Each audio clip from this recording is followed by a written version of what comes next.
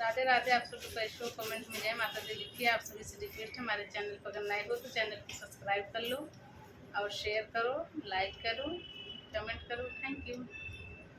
सास नदिया बड़ी हो रगरी, हमके पानिया के भेजई गोकुल के नगरी। हमके पानिया के भेजई गोकुल के नगरी।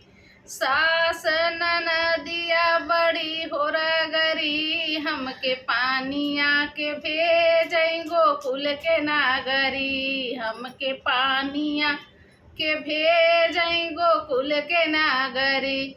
गोकुल के राजवा बड़ा हो रगरी, घिच के मारेला गुलेल फूटे लगा गरी। घिच के मारेला गुलेल फूटे लगा गरी।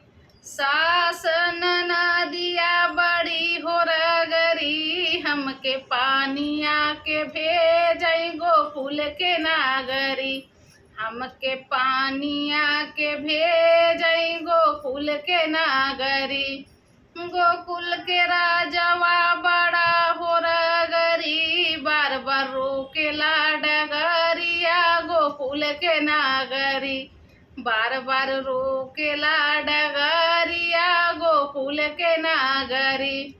सास नदिया बड़ी हो रगरी, हमके पानिया के भेजई गोकुल के नागरी।